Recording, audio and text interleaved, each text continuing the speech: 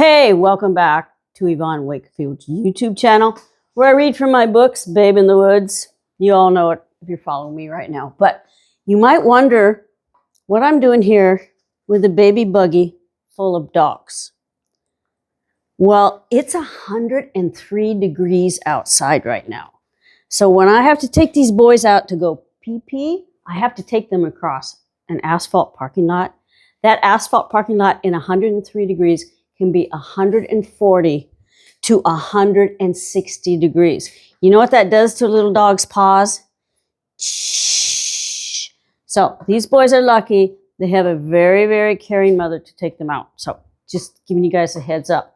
103 degrees Fahrenheit outside, 140, 160 degrees on the asphalt. Teddy's having a fine time in there. Maybe they're all going to sleep in there. But speaking of Teddy, and Arturo's going to run a little short on him. Teddy went to the cabin for the very, very first time this weekend. We just got back yesterday.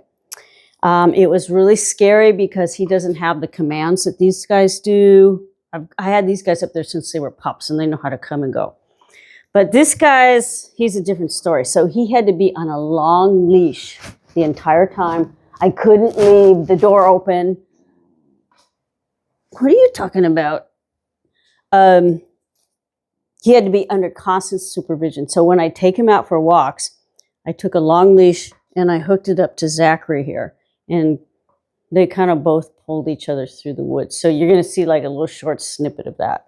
So we're going to get into reading the books, or the book. I don't know if I should put these guys in or out. I think I'm going to take them out. This was just for your edification. I'm going to take these boys out so they can like stretch out. This is a certified dog buggy. And when I run races, because Henry, this guy here, doesn't have good legs, I put Henry in here, and then I put Zach on a leash here. We run. And now with Teddy, I don't know, my running days will change. Okay, so last week, we did chapter 13. So a recap of that. A bear got into my cabin. Oh, and Teddy's going to be playing with a squeaky toy.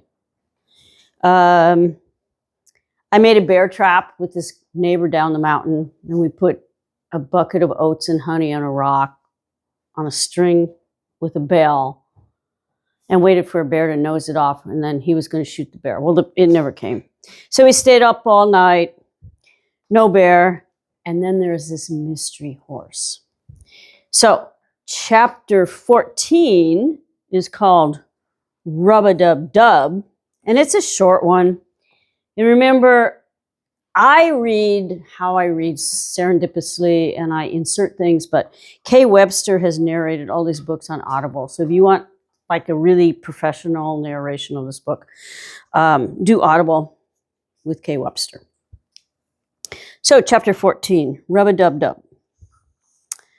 Besides Annabelle and Rhonda, and if you're following this, Annabelle is the older woman whose husband milled all my lumber at the cabin, and Rhonda is the Mormon woman down the mountain.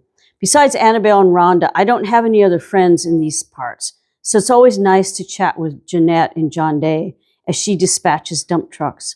At least 20 years older than me, big-boned and flashing a smile only the lucky are invited to share, she walkie-talkies men. Hard is what they haul. Like Emery, this stranger encountered through simple commerce serendipitously befriended me. And like Emery, I looked forward to exchanges with Jeanette, however brief, because it gave me someone to talk to, alleviated my mostly unrequited need for feminine communication, even if it took place in a rock quarry. So Jeanette was who we need to make Teddy quiet. Teddy's being squirrely with Arturo in the corner. You boys be good boys. So Jeanette was this woman who I paid money to when I went to get gravel at the rock quarry. I buy sand and gravel at the pit that Jeanette manages from the inside of a corrugated metal booth anchored before a chain link gate that she opens every morning at 8 and locks precisely at 4.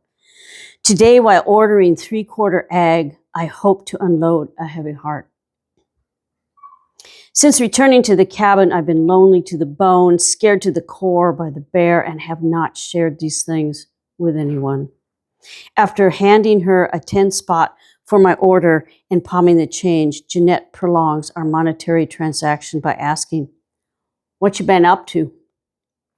I lean out of the cab to get a closer look into her workstation. 3 Harlequin paperbacks rest beside a walkie-talkie, receipt books, and a hand-tooled leather purse. One cover is illustrated with a bare-chested man sucking the neck of a woman, her mouth agape like she has swallowed a bee, mistaking her uvula for a hive. I must have been staring too long because Janet says, "Hon, you want to borrow that copy?" Before I can answer, she hands me the book. When I drive into the pit to take on another load, I feel lighter because I told Jeanette about the bear and she listened without offering advice on how to kill it.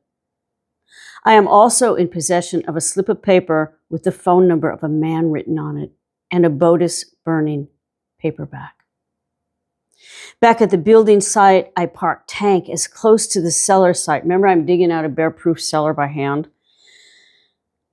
Close to the cellar site as safe and shovel out the bed onto the level ground beside the pit. I don't know how soon I'll get around to mixing the egg into cement to pour into forms not yet built to support walls as far from materializing. With the bed swept clean, I dig until 5 and decide to call it a day and get ready to bathe. Stripping down by the creek, I hear a motor. Lately, Don, that's the guy who comes up and visits me all the time. Lately, Don has been showing up to visit around the same time nearly every evening, and I wish I'd never told him I take a bath every night between 5 and 6. The original hit was meant to let him know I was occupied and didn't want a visitor coming up with excuses of pie or peaches, goat milk, hand-me-down clothes from Orinda, or whatever else he might bring me along with an ulterior motive. As the engine grows louder, I realize it is not the familiar grumbling emitted from any of the vehicles Don drives. The pitch is smooth, muffled, fury, and spewing from a monster truck twice as tall as me with 4 sets of searchlights on top. By the time I'm buttoned and zipped, 2 men dressed in woodland camo have gotten out of the truck. I figure one must be the contact Jeanette gave me, who I'd called from the payphone outside of Chester's. Neither one is. After a brief exchange and "no thanks, I don't need your help," the strangers drive away. Word travels fast in a small town when sentences include bears. 10 minutes after they are gone, I walk down the road and pick up a crumpled cigarette pack and something I've never seen before. A tube about the size and shape tennis balls are sold in, but it bears the label Pringles, not Wilson.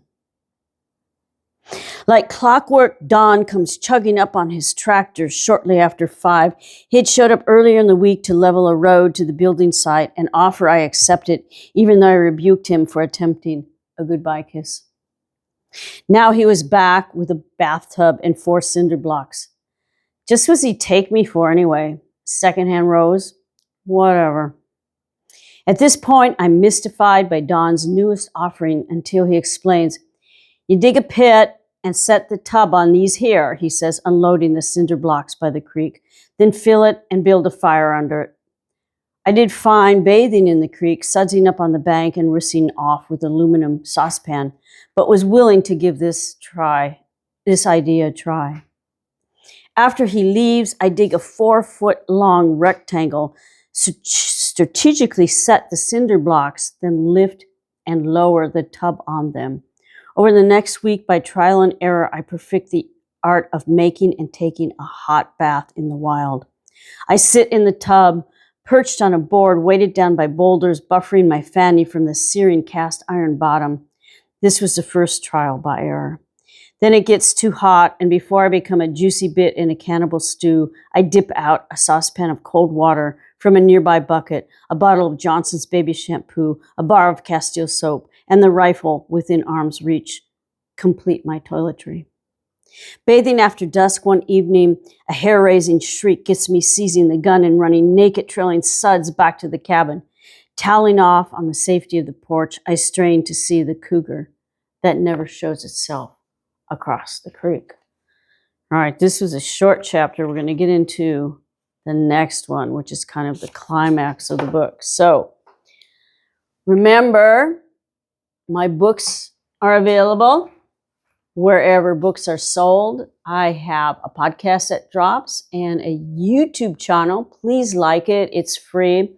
You also get to touch on Teddy, who's chewing his little toy over here. So remember how I started the show. It's 103 outside right now. Keep your dog's feet cool.